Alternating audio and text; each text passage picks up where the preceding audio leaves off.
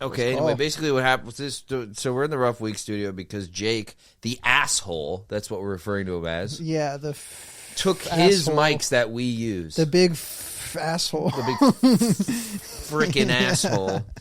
Took his mics that are his. Yeah. To do some kind of work like an ass. And now we're hanging out in the Rough Week studio. JeanJax and Christoph Jean. In the Rough Week studio. That's where the name comes from, the JeanJax podcast. It's both of our last names. We could have gotten more creative with it, but we had it for years now. I like that it's alliterative. It's alliterative. It kind of sounds... sounds... Just, be careful. Careful with that mic. It just sometimes... It's Super Bowl Sunday in the Steinbeck household. Oh, yeah. Christoph was cooking earlier, Skate's downstairs making food. I was cleaning outside, feeling real tired, and now I'm awake. Yeah, I'm wide awake. Mm-hmm. Yeah, just that mic, it shuts off for gay guys sometimes, so just be careful. How do I make it not shut off? I don't know. You're kind of screwed. Oh, man. But if it detects anything gay, so I have a gay detector. So you're saying if I make it through the whole podcast without it shutting off, that means I'm straight? That means you were convincingly straight for 1 hour. That's all that means. I can keep it up. Yeah, you keep it up for guys. I can keep being straight. You keep it hard for guys. Yeah, let's see. What do we do today? I watched Begonia. Mm-hmm. Good movie. I fucking hate Begonia. I don't like rich people. Dude. They're freaks. I wish I could do what Jesse Plemons did in that movie. But for you. Yeah. But for Make a mentally ill man kill himself. A mentally handicapped guy kill himself. I wish I could do what he did. Yeah. No, that's sorry, spoilers. Yeah. It's a bit of a spoiler there. Yeah, and I got back from McAllen, Texas. Would you like to hear about the adventures? Mm-hmm. I was saving the deets. Well, there was a couple fun things that happened. Yeah. It wasn't as fun of a trip. I didn't want to go this time. The border wasn't as... Did you go to Mexico? No. We were... You were a stone's throw from Mexico. Yeah, we could see Mexico across the street. We're like, is that Mexico? Yeah. Get the fuck out! Boo! Stay there! You're talking to a cactus on the other side of the border. Boo! Oh, I just farted. Oh. Yeah. Yeah. No, yeah, we didn't go to any mics this time. We did some hard work. It's so funny there's an open mic in McAllen, Texas. Oh, it's surprisingly alternative. So this is McAllen, Texas, right near the border. Feels like it's in the middle of fucking nowhere. Yeah. How many people in that city do you know? No, I don't know, but it felt pretty small. But the last time we went there was like a hardcore show with like all these alt kids, and cool. It was kind of like sort of a bustling. Mexican guys love hardcore music. Yeah, like a bustling downtown, a lot of alt baddies. Mm-hmm. And but this time, no, we stuck at the house. The TV was ginormous. I started Interstellar. Yeah. And I smoked a little weed. Wild. And whenever I get high, I should honestly stop watching movies high because it's so obvious to me that it's a movie. Yeah. It was just Matthew McConaughey being like, "Come on, Murph. Come on, Murph." He's like, "Murph, you know that I was a former pilot and the Earth doesn't have any resources anymore." Mm-hmm. And I'm like, nobody talks like this. He's like speaking in exposition. I'm a former pilot and the Earth does not have any resources. Yeah. And you know I love you, Murph, and I care about you. Mm-hmm. And then, and then he goes to fucking NASA because of the window. And they're like, "We need you to go to space." And I'm like, "Why? What? Yeah. This is happening so quickly." It has a kind of Armageddon plot hole of why this guy. Yeah, well, it just goes so fast. Like, it's like the Ben Affleck thing. Like, why not have astronauts learn how to drill instead of drillers learn how to be astronauts? And Michael Bay says, "Shut the fuck up." And it's one of those. It's so random, and nobody's talking like a real person. Yeah. And I'm stoned. Tim. Yeah, young Tim was in it, and then Tim we just has asthma or forget about him. Murph is the important one. Yeah, that guy's. Why even have a son? and then he goes he has asthma or something. Right? Well, I knew the twist going into it is that it's him. But I didn't know that the whole reason he had sent for this mission is because he just shows up completely uninvited to this headquarters because the coordinates on the dust that was left in his floor after a storm. Yeah. So I know that he's the one that did that, so maybe that'd be like a huge surprise later, it was worth all the build up. But watching it, I was like, that's fucking so stupid. I don't know. I don't want to be a hater on Interstellar, but is the idea like it's like I haven't seen Interstellar in a while. I didn't finish it. I fell asleep.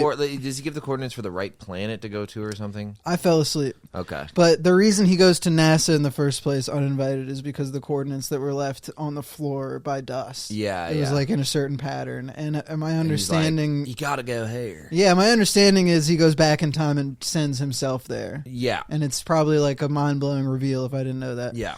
But no. He does. He like...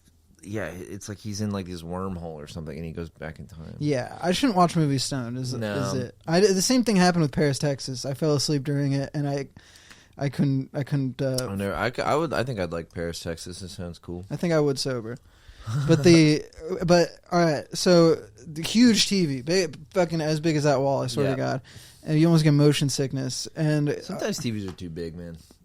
All right, I'll get to the point. It'll be a 100-inch TV. You're like, I should watch this from across a football field. This should be a jumbotron. Yeah, it's hurting my eyes. It's like the Simpsons ride at fucking Universal. Yeah, and then me and Billy went to CC's Pizza. I was on Bumble, and I scored a date on Bumble in McAllen. Oh, really? Yeah, beautiful. From her profile, I was like, oh, she seems so cool. She's like, she reads, and she's got boobs and stuff. Sick.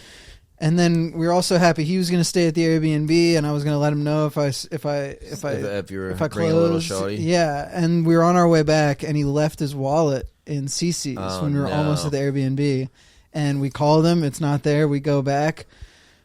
Also, I forgot to mention we went to a card room and played poker. Yeah, we played poker. I did. I didn't even want to go at first because win? I was up like $80. That's great. And then we bought cigars, and we smoked cigars on top of the world. We were just like, this is, we're kings. This is our city. And then he lost his wallet that has $600 cash in it. Oh, God. Did he find it?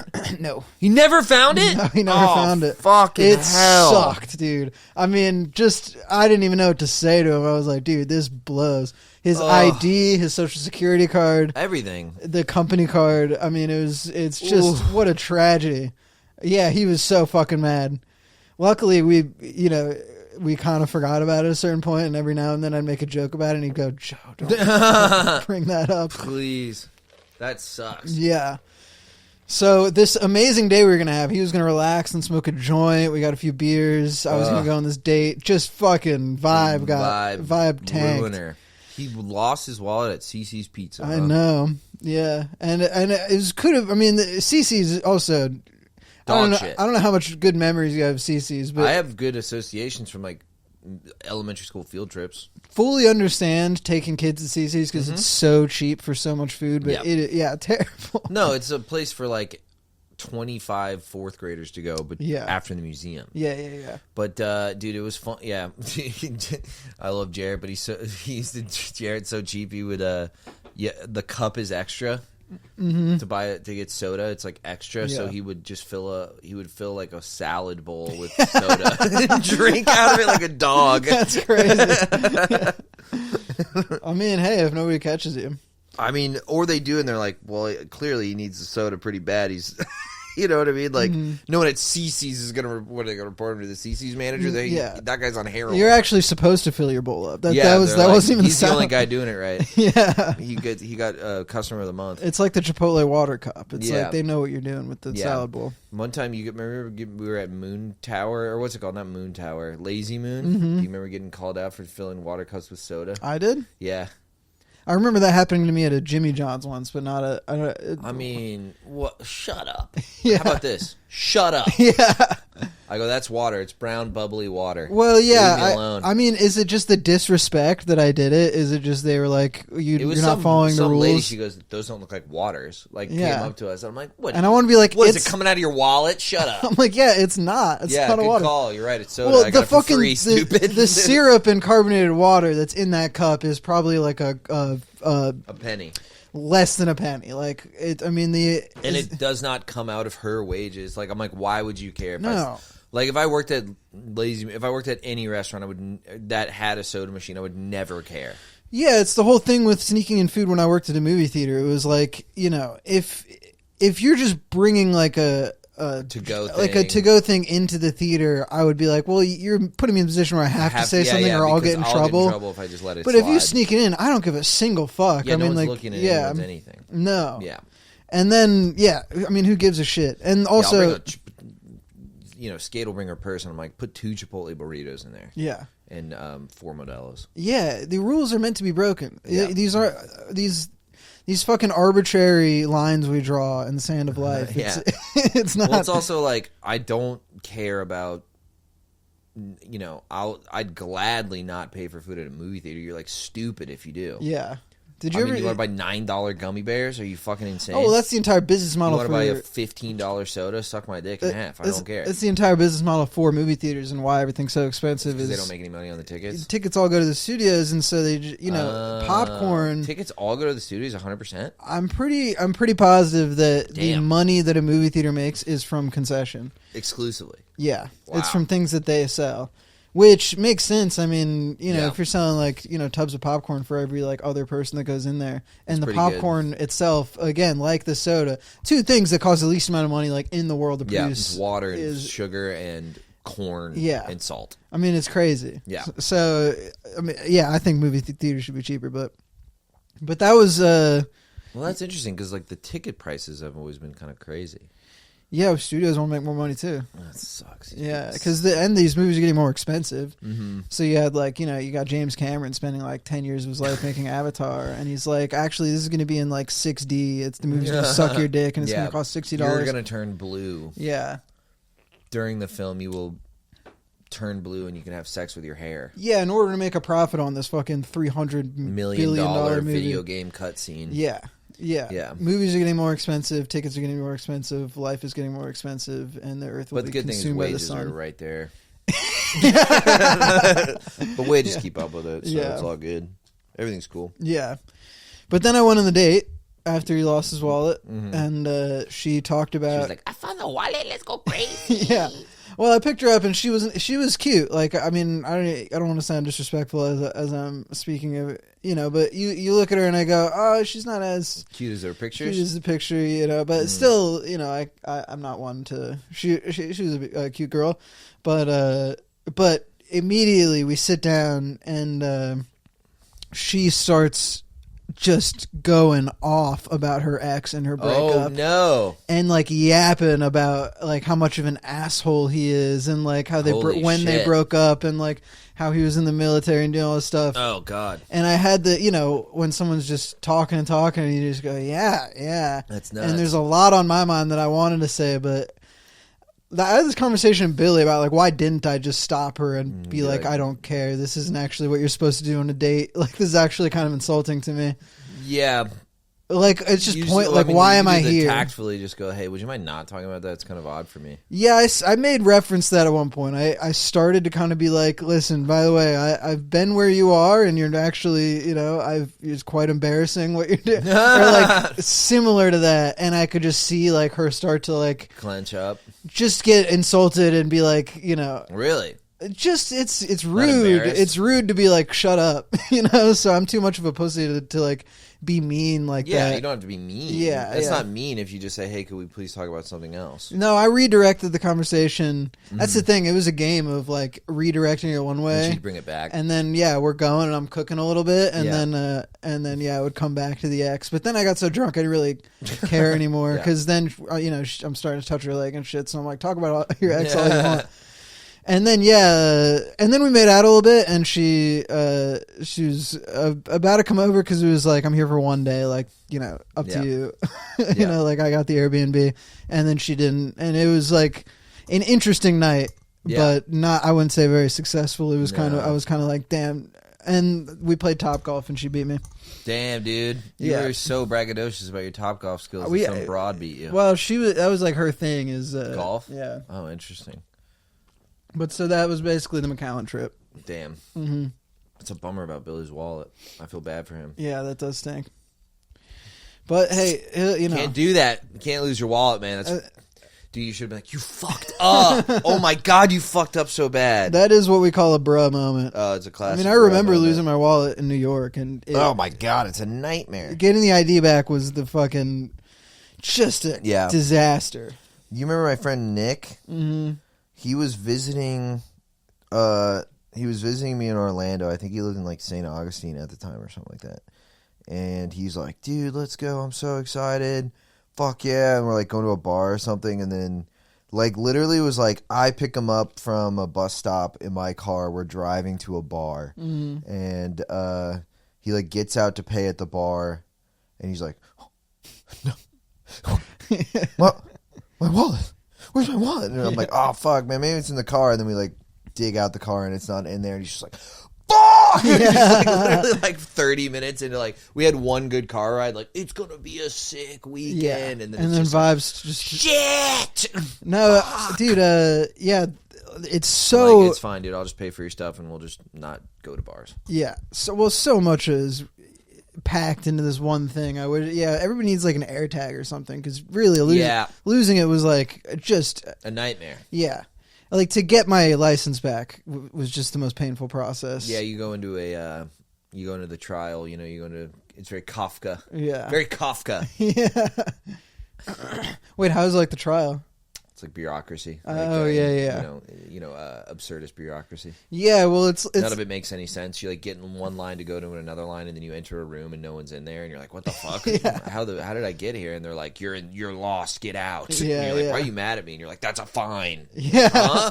You get sent into a room where there's a guy with a hammer, and he's like, "I gotta beat you to death with the hammer, man." Beat you to death with his hammer. Yeah, and he's like, you're scared and squirming ways. Like the more you squirm, it's gonna hurt more, man. Yeah, sorry. Yeah, but you just didn't have the right stuff. I mean, I remember when my license was expired by a few days. I didn't realize it. You know, and I went to go buy beer, and they were like, "Oh, your license is expired. We can't sell you beer." And there was a moment where I'm like, "Oh, it's a couple days. It's expired." But I was like, I mean, I'm 25 years old. It says it says right it there. On the thing. Why does it matter if the ID is expired? Yeah, I'm like, you can see It says this. I am older than that's the whole point, is that it proves that I am old. Yeah, and I have all my memories. I'm like, I've been alive for fucking 25 goddamn years. I want my goddamn beer. I don't get really ID'd anymore. Yeah, well, the beard and the you I look fucking old. Yeah. No well, what are you? What are you, 28 I'm now? about to be 30. Yeah. When? 30, March 18th. What is coming up? 1996. Yeah. Pisces. You better be 30, bro. You feel like Bo Burnham and inside? About 30. Yeah. Still super dirty. I'm feel fine. I don't know. I was having a little crises about it, but I'm okay. Yeah? What, recently? Yeah. I just wish I had... I just need to quadruple how much money I make, and I'll be fine. Yeah. Just 4X it. You could do that before you turn 30. Yeah, I got a couple months. Yeah. Or no, I got 6 weeks, really. Yeah. So I could do it, though. Yeah. I could do it. Do you feel like you're at the place in your life that you want it to be? No! Next question. Moving on. Yeah. Well, no, I mean, it's it's funny. It's like you think back. It's like a landmark age, and you think back on the ideas that you had being younger and reaching landmark ages like 25, 21, 30, these ages. Mm-hmm. And you go, well, you think, like, well, I'm 17 or something, but I'm like, well, by the time I'm 21, I'll know what I want to do with my life and know, and that was kind of true. And then I'm like doing comedy. I remember being like 20, 21 doing comedy, being like, well, I just started doing this, but when I'm 25, I'll be 5 years into comedy, and I'll be like a professional then, because I'll have done it for 5 years. Yeah. I mean, that's 5 years of something. Of course I'll be a professional. Yeah. And then that totally didn't happen. Yeah. It was more like COVID struck, and then... I think that was part of it, but it was just like, you just assume certain things will just happen, and they don't. Yeah. Yeah, well, I remember, not that I had any specific expectations, but that when I was younger, it just felt like there was so much more time, right, and this kind of vague sense of, like, future stuff will be figured out. Yeah. But not even like they would be figured out, but just I do not have to worry about that right now. Yeah, yeah. Where I go, you go from like feeling like you have all this potential and that the world is like kind of opened up in all of these different directions, and you just don't have to worry about it. You're just like, it'll be like this, you'll feel like this forever. I have so much time. Right. Whereas then the older you get, I do feel time kind of like tightening a little bit. Yeah, of course. Time, that's the stressor. That's the 1/3 life crisis or whatever I'm doing. Yeah. Is like in 5 years, if I'm in a similar spot, like financially, I'd feel pretty bad about myself. Yeah, I mean, I actually didn't expect myself to be so concerned with finances at this juncture in your life. Not that I didn't expect it, but I just never thought about money until like I had to. I thought about it and I just assumed I would have more. Me too.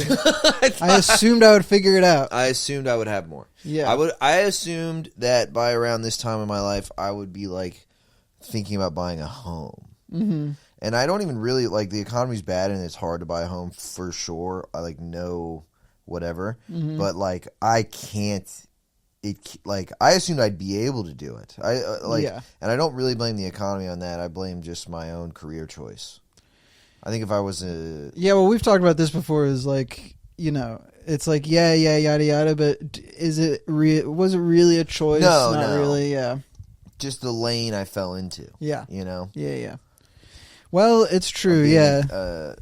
Being a modern day philosopher doesn't pay well. Yeah, no. It's hard to commodify philosophy. Yeah, it's hard to commodify being a genius. It's hard to the way that you used to be able to. Yeah, because I could use this massive brain of mine to invent portals. Yeah, to invent invisible dildos. To invent like a dick sucking machine that makes you come in 2 seconds. Mm-hmm. I have the brain capacity to do that. Yeah, but instead I use it on moral philosophy. Mm-hmm. Yeah. And immoral philosophy. Yeah. And sexual philosophy. Sexual philosophy. Yeah. I use it on different cunnilingual techniques. Yeah. I've unlocked the 4 tenets of sexual philosophy. Number 1, having swag. Number 2, coming fast. Yeah. Number 3, no pubes. Number 3, being bald down there. Yeah. I'm smooth like a baby. Yeah. Number 4, have fun. Number 4, you can do whatever you want to me. I'll lay down and you can take me. You can fuck my ass. You can fuck my mouth. You can do whatever you want to me. Those are the five tenets. Yeah. Yeah, the 5-fold path. But I also booty. I had the thought, Booty I think supper. when I was younger, when I was like in college during COVID, subsidized by my parents, part-time job at a movie theater. Mm-hmm. Pretty much all that mattered to me in my life was I can drink and hang out with my friends, do comedy and go to their little shows and, sometimes get laid. And in my head, I was like, I really couldn't imagine needing anything more than this. Well, at the moment you didn't. Yeah. I didn't expect myself to care. Like, I think I had an idea that like, no, I would kind of be fine with this in 10 years. Like, dude, beer and friends, like that's all that matters. Whereas now that I'm 26, I'm like, oh, actually, like there is certain expectations that, certainly part of it is that I'm setting for myself. Like I could choose not to care. Right. But, I think just in my experiences in like other things I want, like a girl that's going to be kind of like, like provided for to some degree or whatever. Right. Just to, I want to be like more of a grown up. I don't think I really cared as much about that when I was younger. Yeah, I don't know. Something shifts. I don't know. In your mid to late 20s, where you're just like, well, I can't be fucking bumming it. I just can't be. What am I gonna have roommates when I'm 40? Like it's a nightmare. Yeah. No offense if you have roommates when you're 40. I'm sure it's a difficult situation, whatever it is you're going through. But me personally, I'd take my own life. Yeah. Well, I'd have roommates until I get a long term. Yeah, love that's of kind my of life. Just if you're social. I don't want to live in a studio by myself. That sounds awful. No, it's a little isolated. I think that's the move through your life is like you live with your boys until you get a girl, and then they're like, "Come on, dude! I thought we'd be going to the movies together forever." Yeah, and then you're like, "Sorry, dude, I got shorty." Children. Yeah. I can't hang out with you ever again. I hate you. Yeah. I'm racist now too. Yeah, he's living in like a frat house. Yeah, they're like 55 years old. And there's like a giant Bud Light poster with like an astronaut on it. Yeah, and like a koala dunking. Yeah, it's like, come on, man, we have all this stuff. On, look at this place. Yeah, it's all full of bugs. Yeah, yeah. There's like a suction cup dildo on the wall. Yeah. It's like, dude, we love dildo darts. It's fun. It's yeah, fun. Yeah. I think like I don't know. I always wanted that though. Like I think in the back of my head, I was like, I'm gonna chill out at some point. And 3 bedrooms in a good neighborhood kind of vibe. Yeah, I want that. It still seems pretty abstract to me. Like, It doesn't feel so abstract. I think there's like a concrete just financial problem. Like, just in terms of still, for me, that seems far away. Maybe, I don't know. I go 26. Yeah, I'm like, I picture that in my 30s. You know, that's what I mean. Yeah, but that's not that far away. Your 30s. It's forever away, dude. Every moment is an eternity. You know, the eternity of now? No. That's what we're in right now. No, it's not. Whatever. It's actually not the eternity of now. That's made up. No. This moment right now is eternal. No, the moment's not real. The past is real. The future's real. Yeah, the only thing that really is real is The only thing that really money. matters is thinking about stuff and worrying. And that's what's real. Yes, and money. Money is real. Real. You can touch dollar bills. You can touch a dollar bill. It's real. What else is real? The economy's real. Yeah, you can't touch a moment. You can touch a fucking Benjamin. What else is real? All the things you're attached to, they matter. Yeah. Not being able to get your dick hard once, that's a problem that's going to last forever. You should think about it a lot. Yeah, you should think about it a lot. No, it's deeply embarrassing. That thing you said in the 4th grade that was really embarrassing in front of everyone, and then you farted and shit your pants and everyone laughed at you. That moment is real, and it's happening all the time. Oh, and everyone's thinking about it all the time. And everyone's thinking about it. Yeah. And that date I just went on, like, yeah, you know, for sure, it's you fucked up. I fucked up. That other girl that you know, I always kind of wonder if, like, I embarrass myself in some way, or if she likes about me. it every day. No, she tells all her friends. Yeah, all the time. she's not texting me on purpose. Yeah, that's like, you know, she's laughing at you. She shows all your texts to all her friends, and they all laugh. Yes, they talk about my sexual performance. Yeah, and she asks for a dick pic, and then she sends it and goes, "Look how fucking small it is." These are all real things. She posted on tinydick.com and tagged you. And you're the top rated post of all time. Yeah. You really poke some holes into my eternal. Yeah, sorry, dude. All this moment crap is all a bunch of baloney. Do you feel like our life philosophy has changed quite a bit since we were younger? Since we knew each other?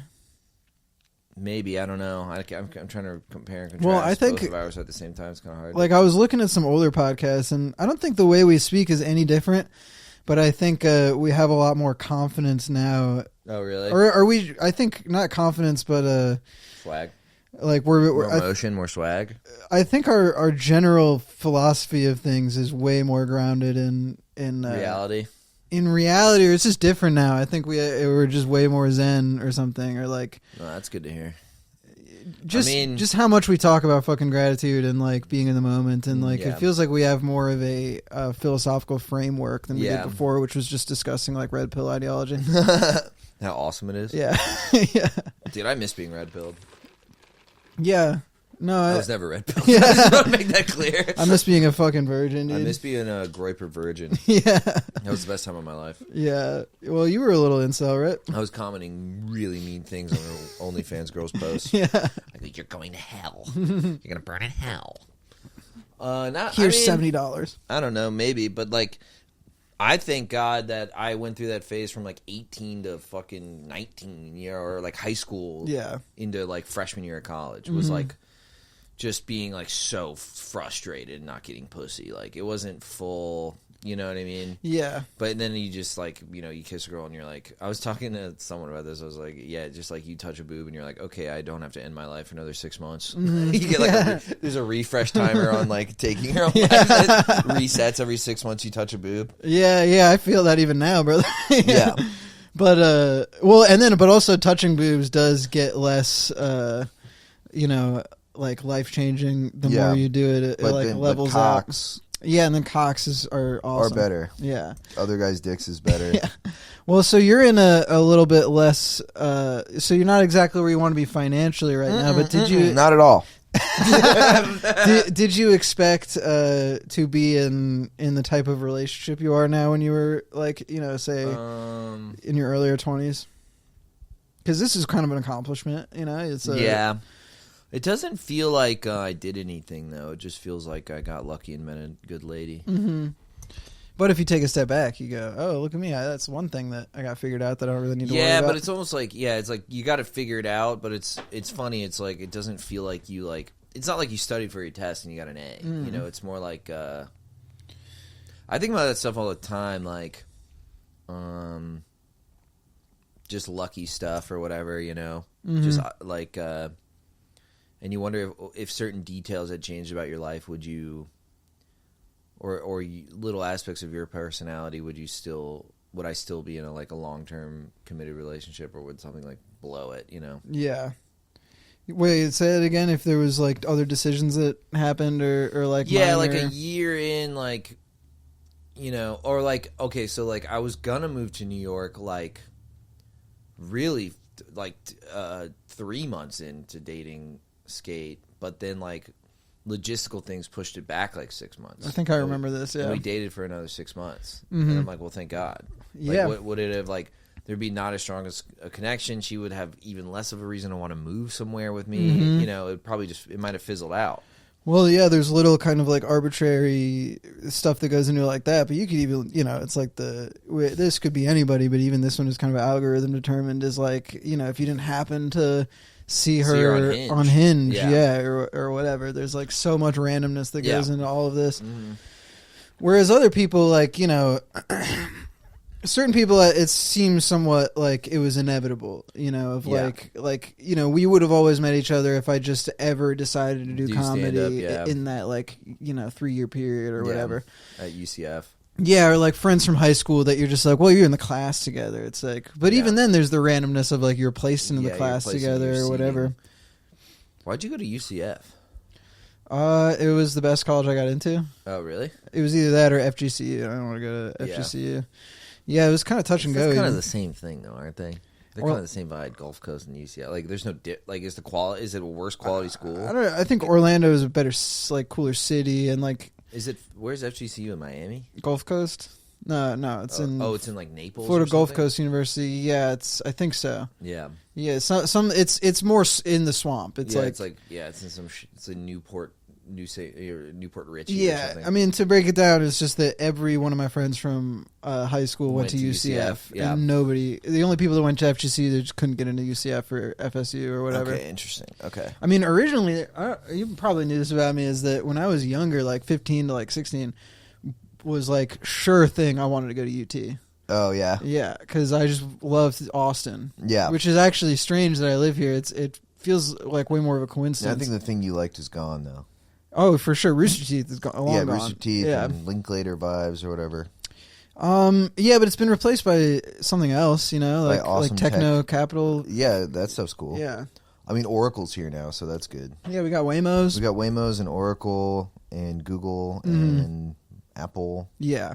All the good stuff. But that was my dream. Tesla, was everything's here. Going to UT, living in Austin, and then working for Rooster Teeth would have been that would have been cool. Like my dream. But I think this is probably better. Yeah. I mean, that's I think what I wanted out of Rooster Teeth is it just seems so fun and you have like a creative job. Yeah. As opposed to like making your own movie and like figuring out for yourself. It's like, oh, I could get like a salary and like do like videos every week and like whatever and like work with my friends. And then I think even like turning 17 and like getting my first job in a movie theater, and it was one of those like teenage daycare jobs. Mm-hmm. We didn't do any work. We just like fucked around. And then that's when I realized, like, oh, this is about what I wanted from Rooster Teeth. It's just like a fun job with my friends. But no, then I went to UCF, and what was the original point? Oh yeah, just I think like doing stand up and all that stuff was kind of inevitable. Whereas other people, you're like, you know, even like my last relationship, like if I didn't happen to like go to this party on this day or whatever, I would have like missed the window to meet that girl. Yeah. So life is full of these kind of cosmic coincidences. Yeah. But if those weren't there would just be other ones. Yeah. Well, I was talking to Billy because sometimes we'll get into it about just like our how we think about life and shit. Mm-hmm. And he's a very like bootstraps kind of guy. Like he's saying like if anybody wanted to, they could do anything. Yeah. It's not true at all. Yeah. Well, that's to Brother, be in you can't find your wallet. Yeah. Yeah. That's great, Billy. Let's try to find your wallet. Yeah. Well, I can't break down it because what he was saying is it's that sort of mentality you've heard before of like he's very much applying his own attitudes about things. Maybe it's like a liberal thing, but I think like liberals believe almost less in like agency in a kind of fundamental way. I think a little bit of it is just like to him like it's the whole thing of like people who are depressed, right? He goes, well, I've been depressed and I can get out of it. And so, it's like, so can everyone else. And then my view is like, is it that sounds myopic. That's the most simple version I could possibly make. I think his was a little more nuanced. Yeah.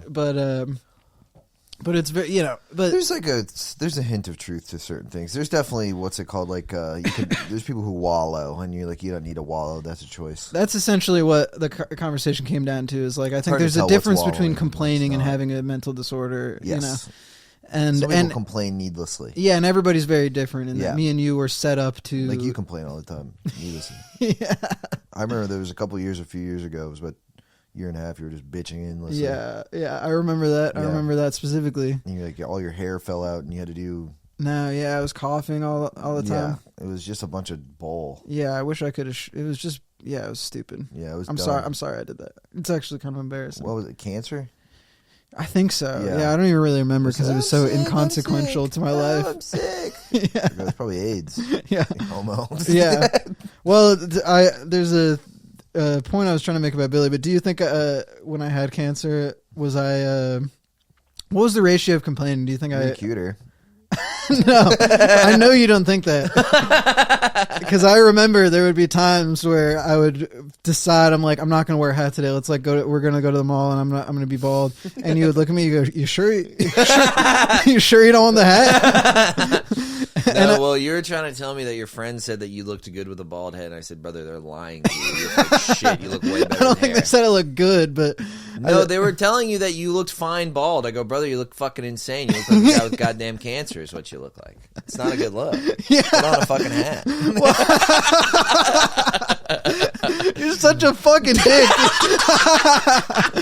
I'm not gonna lie to you. No, it's I worse. mean, I did look sick. I looked like bloated. From my opinion, you look bad and sick, and you look better with a goddamn hat on. I'm not gonna lie to your face. You look great. I appreciate Everyone should get cancer. Holy hell. Sign me up. There's a difference between saying that and saying I look okay.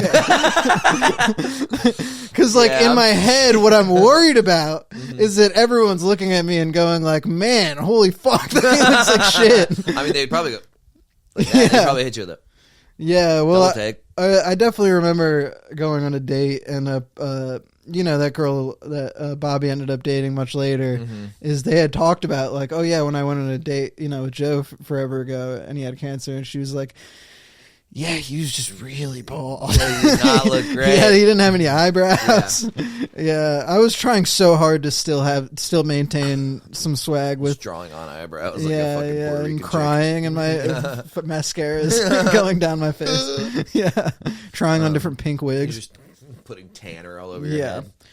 But with Billy too, we ended up getting into just a fundamental disagreement of where I was just like trying to make the point about how everybody's different and like all of our circumstances are not really chosen unique by us. It's like the reason that we're able to maybe do well in certain situations that other people don't, or be happier than other people is a result of like their genetics, their upbringing, upbringing, every friend we've ever had, every experience. Yeah. None of this stuff is stuff we've chosen. It's all led to this. Yeah, and he's like, so yeah, you're not, so you don't think we have free will? And I'm like, no, not really. Not really. And I think we might, if we do, it's like such a small sliver. It kind of rounds up. Yeah. I mean, I think it basically just comes down to what we just said is like everything is a result of just the basic existential idea. Yeah, but it's hard because existence. What's the phrase? It's like existence precedes something. Precedes penis. Yeah. That's right. Existence. I think Jean-Paul Sartre said that. Existence. He also said little kids are sexy and I should be able to have sex with them. He also said that. Sartre said that? Not really. But I mean, they signed. He gets canceled now. A lot of the guys, Foucault and Derrida. That's like a big controversial thing. Is that they were pretty into like the idea of pedophilia as a sexual orientation rather than a horrible thing. Yeah. And they signed some sort of petition.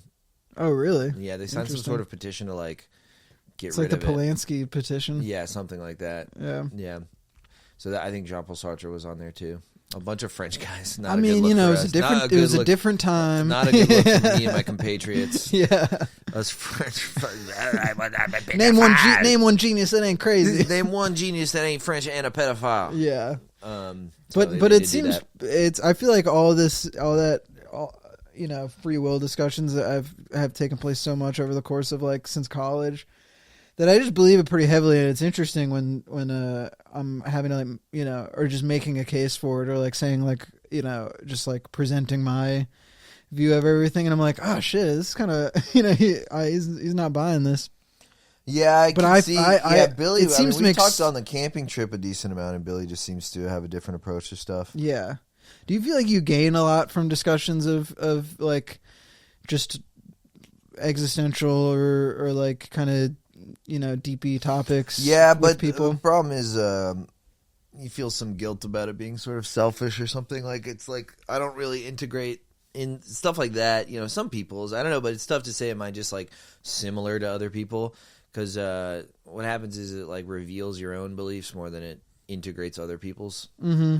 And you're like, not, what's the word? You know, the stuff that's difficult to express, but it's just like a feeling, a general feeling you have, or a general way a belief you have that's not articulated in your head, and then you articulate it to somebody. And you realize how much these things kind of like steer your decisions. Well, they kind of like are the basis for everything. Yeah. Like, you know, on one level we're sort of sharing our takes on like existentialist stuff or whatever, but it bleeds into like politics and like, yeah, of course, you know, what you think about homeless people or yeah. what, you know, it's like all these things, like if they go in the wrong direction, can almost turn into an argument. Yeah.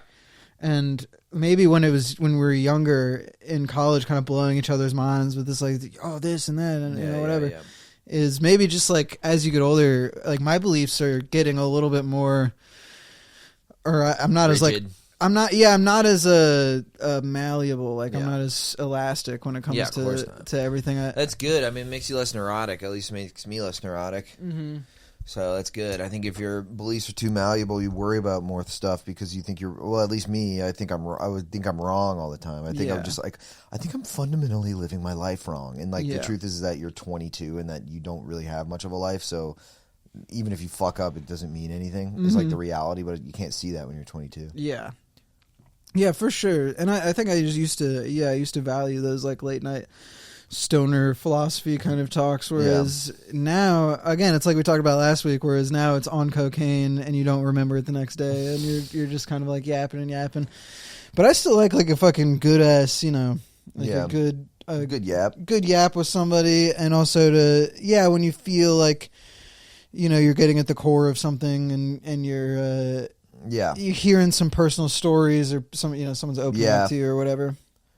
Yeah, I almost think now as I've gotten older, stories are more important to me than like maybe someone's like beliefs or something. I would agree with that. I want to hear. Dude. I mean, that guy. Have you talked to Aiden McCluskey much? From Wisconsin or whatever. Yeah, he's cool. He's really cool, and he was telling me, I didn't know any of this stuff, but he's like, yeah, I was like, I moved to Vegas when I was like 20. Because I was like drinking too much and I just wanted to get away from like the people I was drinking with. So I just moved to Vegas and I started working at a pyramid scheme and going to rub and tugs. Yeah. And I'm like, this is fascinating. That's great. And also in comedy, we meet so many characters. Like, oh, I'll be hanging out with someone. They're like, yeah, I don't drink anymore. And I'm like, oh, that's interesting. Why? And they're like, yeah, you just used to do crack. And I'm like, tell me more. Tell me about crack. It's like, so one time I was in a hotel room and I peed on these two girls. And I'm like, fire. Yeah, that's like super interesting to me. Yeah, I guess the difference. And like you can integrate morals. Like it's like a trite point, but you can integrate morals from a story more easily. It's like you completely understand who someone is because of a detail of, you know, an anecdote about their life. You're going to go, I completely understand who you are in a certain aspect. And like, I could almost integrate a little bit of that having heard that story. Yeah, but you don't get as much hearing what they think about moral relativism. Right, if it's all abstract. Yeah. You know, it's like. I think maybe that's a big difference between the college mentality and the mid-20s mentality is, you don't have as many experiences when you're in college. Mm-hmm. There's nothing, whereas now, since college, it's like I've lived in different cities. I've had a plethora of situationships and relationships and breakups and cancer and jobs and family incidences and whatever, you know, you just. Whereas in college, it's like all you guys really have is you were in high school and you're like learning stuff, and you talk about more abstract ideas and like what you think about the world, and you're kind of figuring it out together. Yeah. Whereas then you get older and you're more hardened by just like living life in general. And I think that's the thing. I mean, that's why it's so funny when like, you know, like so much of the internet is based on the opinions of like college kids and younger, you know, and right. And then they're loud. Yeah, they're loud. They're loud and they're not busy. Yeah, they have so much time to yap about this shit, but at the end of the day, you're like, yeah, I mean, dude, yeah. It's like, even look at like, you know, that sounds like a liberal diss, but it's like, look at like Fuentes. Like Fuentes is a guy who like, he started all this stuff in college. He was in college. He was at like Boston College, I think, or something, or Boston University, and like got an internship at Fox, and then like got all this drama and started streaming from the whatever. So it's like the genesis of all of this, you know, TPUSA is a total college oriented thing. You know, it's about young people. It's from a guy who's never had sex. Yeah. You know, it's like, let alone all the other shit. But right, I mean, exactly. So but you know, you can forgive a guy who's never had sex if he's like a college student, right? And well, of course, and it makes sense coming from there. But then all the philosophy after that is like psychotic. But I mean, like, it's just someone who's an idealist. It's just someone who hasn't been alive for that long. I'm saying that as a 26-year-old who hasn't been alive for very long. I mean, a 22-year-old just has no concept of a lot of things. No. Even work. I mean, like, you know, I think there was a big difference in my perspective when it comes to, you know, moving to New York and having to like really, you know, just like work a job, work for survival as opposed to, you know, not. Yeah, of course. And I really think, in order to have, I don't know, it's not like you can't have opinions when you're young, obviously, but there's definitely a sense of like, the more life you live, the more you just know about everything, you know. It's well, it's like you're under experience. It's just it's also, you know, there's always the easier said than done thing. There's just like, you know, existing in reality, the quote real world, you know, those things. In the real world. When you're on your own in the real world, girl, baby.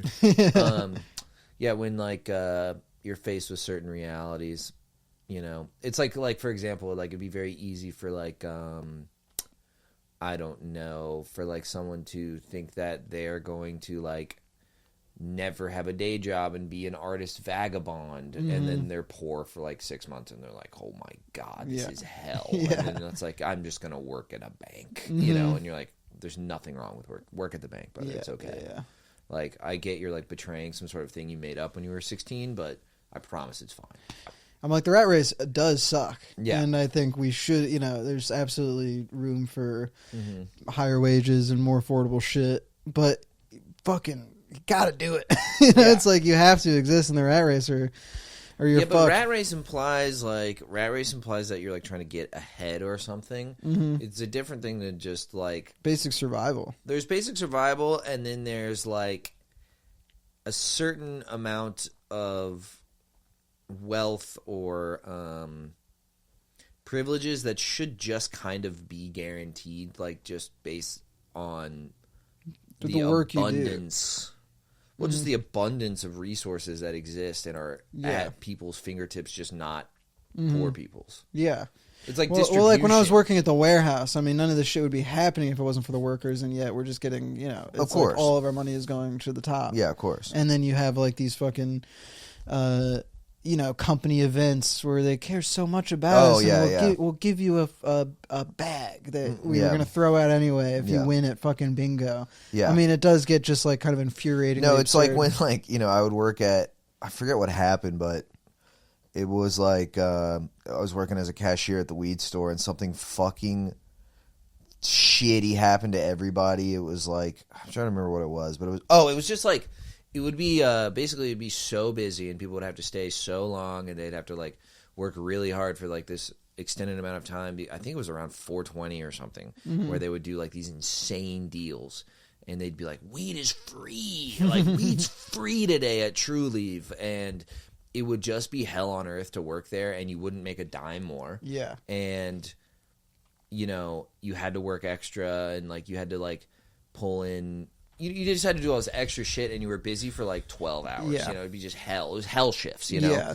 And then the next day you get a pizza party, and you're like, yeah, brother, I didn't do this. And they're like, a pizza party because you worked so hard and we care so much about you. And what pissed me off so much more with the warehouse, I mean, that I'm sure had some element of like the rich guy that was like at the top. Oh, I mean, yeah. But we would see the owner, and I knew what his house looked like, and I knew how rich he was. And the pizza party when he's in the other room, I'm like, fuck you, dude. No, like, he's eating fucking steak and caviar in the other room, and he's like, here's slop for the pay pigs. Yeah, I mean, I think the one thing that's being cemented, and who knows, maybe I'm still a little bit elastic, and when I become rich, then we'll fucking see what I think. When I'm rich, I'm going to take advantage of everybody and be an abusive cunt. Yeah, but right now, I'm a pretty entitled liberal, I think. Yeah. You go like, well, you Well, it's funny to be entitled and get nothing. Yeah. It's like you're entitled, but you get nothing. Yeah, like, there's a sense of entitlement, you know what I mean? Where Sure. I'm like, yes, I deserve more money. We deserve more money. I deserve health care. They're like, oh, well, why don't you work for it? I'm like,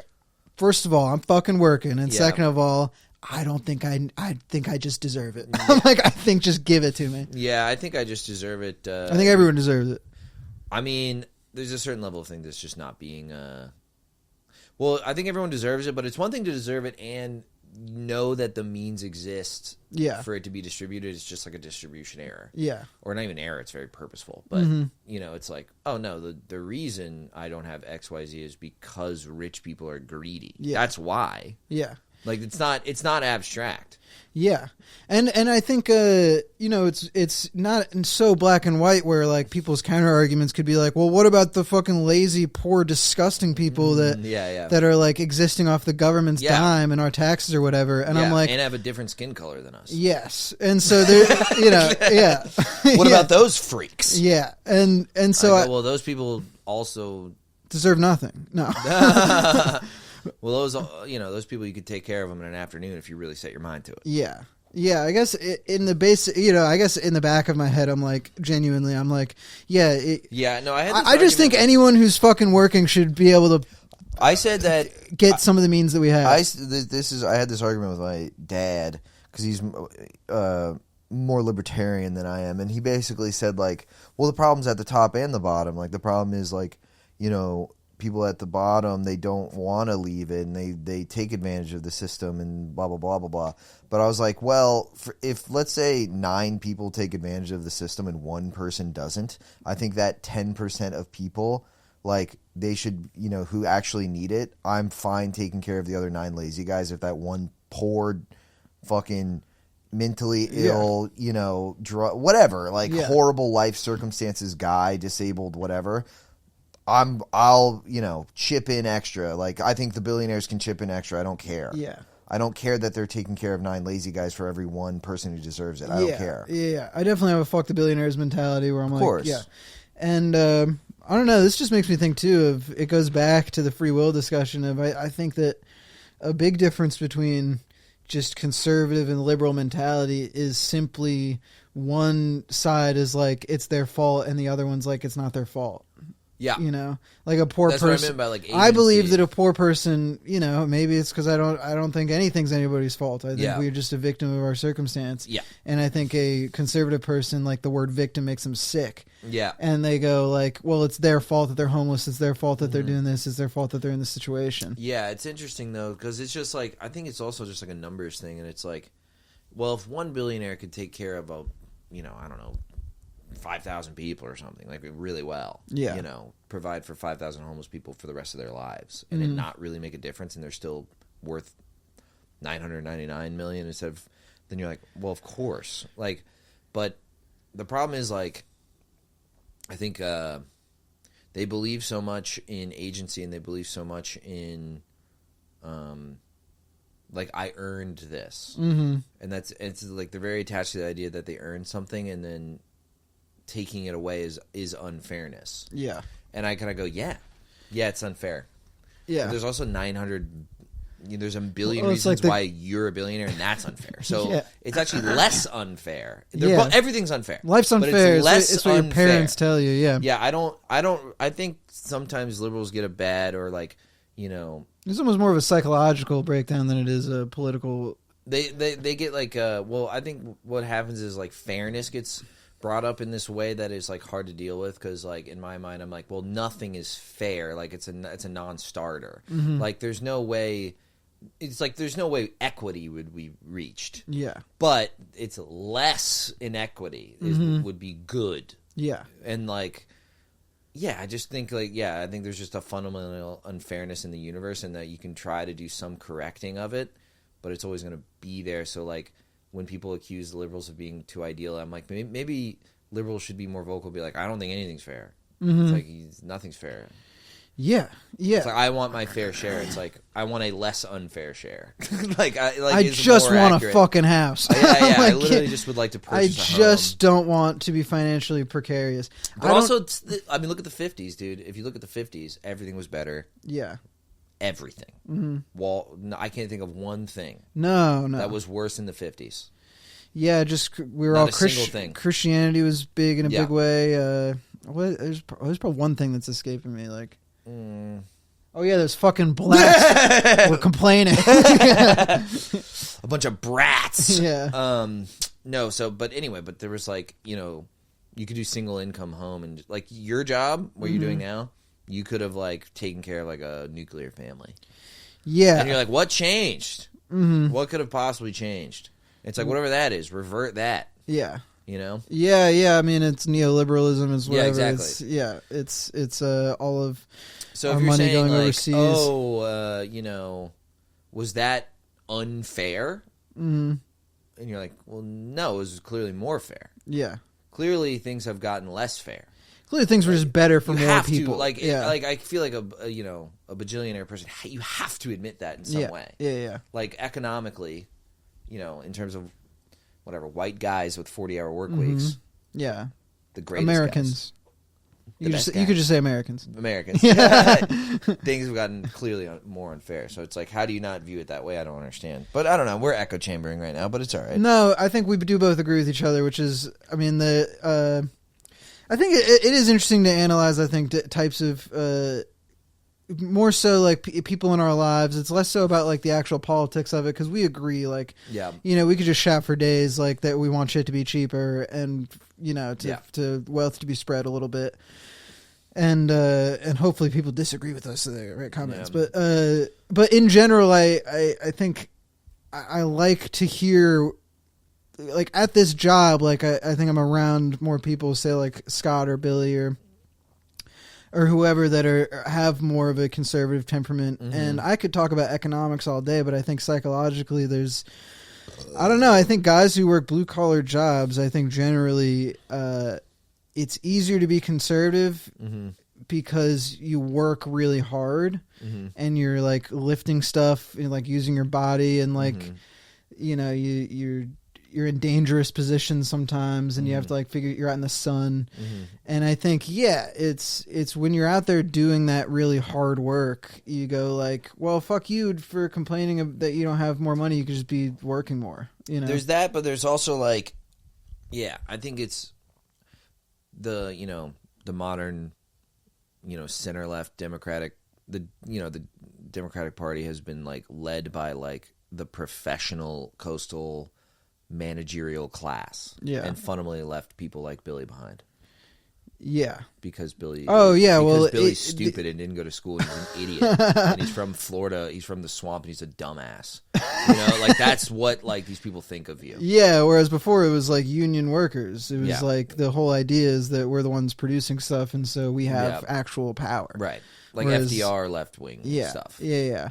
It's interesting though, and I'm actually interested. Hopefully I have time for me to get your thoughts on this. Is like, I've noticed at this job, whether it's hanging the blinds, which is a little bit easier than other blue collar jobs, but it's still fucking, we're still out there. We're still like lifting shit and doing stuff.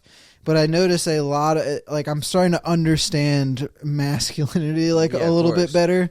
Just the idea of like what people say when they say be a man is like it's like it's just lifting stuff and not saying anything about it, not saying like I don't want to do that, but just doing it anyway. Like I think a lot of being a man, and maybe this leads into conservatism too, is like is just doing stuff you don't want to do a lot. and that goes to like doing stuff for your kids or your family or whatever. It's just like constantly just doing stuff you don't want to do. About that, right? Because it's like women also constantly do things. Of course, yeah. You know, it's like if the idea is like self-sacrifice, it's like, well, yeah, of course it's not. Of course, it's not exclusive to masculinity or whatever. But I guess it's the idea of like. On a personal level, I'm not applying it to like men are like this, women are like this. But there was a moment where, because I'm actually scared of heights. Like I didn't necessarily know this about myself, but like just the reaction my body has. I go, I am experiencing. Like a phobia. I'm experiencing a lot of fear when I'm up here that I'm going to fall. Yeah. And there was a moment where it was really high up. There was like a giant thing, and Billy was up there on the scissor lift, like running wires, and I was kind of like handing him shit and doing stuff. And there was a huge ladder. I didn't even know they made ladders that big. And there was like a platform that you can like step onto that's a little bit lower than the ceiling. And Billy goes, like, climb that ladder. Like, I need you to feed me these wires. And in the moment, I was going, I'm really scared of climbing that ladder. Yeah, it's really fucking high up. I can't and there was it didn't look safe. Yeah. But I was just like, I know I'm probably not going to fall. Like, I know how to climb a ladder, so I just did it anyway. And then I got up there, and I was like kind of holding onto the wall. But I was like, oh, and then I just did it because I was, because I just, you don't have any room to complain or think about anything else, or it's like against the rules. Like, just don't complain, and just like, like you can do it. Yeah, I think expressing fear or like stoicism or something, especially something that is like there's a pragmatism at the base of it. It's like, the wires need to be ran, and the best way to do it is for you to climb up that ladder. The fact that you're afraid of heights does not matter. And the truth is that I could do it. I did do it. You know? Yeah. Did you feel that? Like, I don't know how much of that kind of stuff you did when you were doing this job. I'm not really afraid of heights, so I'll climb up a ladder. I'm not like a girl, but but like pussy, you got like a ton of heavy boxes, and like where you were like lifting shit upstairs and stuff, and just not complaining. Yeah, of course not. Yeah. Well, the thing is, like, I guess you just understand. You're like, I signed up for a specific job, and this is my job. I have to do this. Mm-hmm. It's like responsibility, I guess. Yeah, and there's a certain like there's also like there's a certain good feeling when you do something that you didn't think you could do. There's also there's a sense of accomplishment. Like, what I liked about the blinds thing was that like there'd be 9 empty stories that need blinds, and then at the end of the day you did 1.5 of them, and you're like, nice. Mm-hmm. A couple more days and we'll finish this thing. So there's like that, and then there's also we are all like there's 4 or 5 guys all putting up these blinds. If I'm not doing my part, then I'm going to fuck over everybody else. Yeah, I think that mentality definitely existed in like the military. This idea of not fucking someone else. Yeah, is like, and you see that they're doing so much hard work, and you're like, well, you're like, how could I possibly take a break right now when they're doing something? Exactly. And because those are the people who everyone hates at those jobs. Is the guy who is selfish. Is the guy who, kind of like puts his own like. Not even needs, like he puts his own like desires over like this thing, this like communal group project. Mm-hmm. It's really fucking annoying. You have guys who are like, where is blank? Where is whoever? Mm-hmm. And then you find him, he's like fucking vaping and on his phone in the other room, and you're like, brother, we have like X amount of time. Like, we literally need a pair of hands here. You're fucking us. Mm-hmm. Yeah, it's interesting to that kind of camaraderie thing. It's interesting to go from a job where I didn't give a single shit about what I was doing to one where I'm like having to actually kind of work. Yeah, and I like it more, and I like that I'm making more money. But I think the kind of like masculinity of it all, I think is something I wasn't as exposed to, because before, definitely not. Before I was just lazy. Yeah, whereas before I was like. You were kind of by yourself. I was by myself. I didn't give a shit if these fucking units get sent out. Like, I'm literally. Yeah, and I'm sure, like, at some core level, you don't care if the blinds get hung up, but you do care if, like, if I'm not, one of your like, friends gets in trouble. Like, it would be annoying. And, dude, motivated so much more by money. Money, yeah. I mean, like, at the warehouse job, if I stayed 2 extra hours. It meant nothing. Yeah, it was $30. Yeah, I was like, actually, I'm not making enough money even really to survive. Like I'm barely scraping by, and yet like to go to McAllen, like even though I didn't really want to, I was like, well, I'm actually going to make a shit ton of money. Yeah, it's worth you know, it's like I'm probably going to make like extra hours. You work on the weekend. I'm like $1,400. I'm yeah. like, dude, yeah, like this is going to help me out a lot. So I'm like, if you pay people more, I really don't think they're going to complain as much as they are now. No, I don't think so. Just in general, like I think people are totally motivated if you just give them fucking enough money. Yeah, that's why like this next generation. This feels like there's no future, no nothing, and it's like, yeah, well, of course they're not motivated by anything because they're gonna get nothing. Yeah.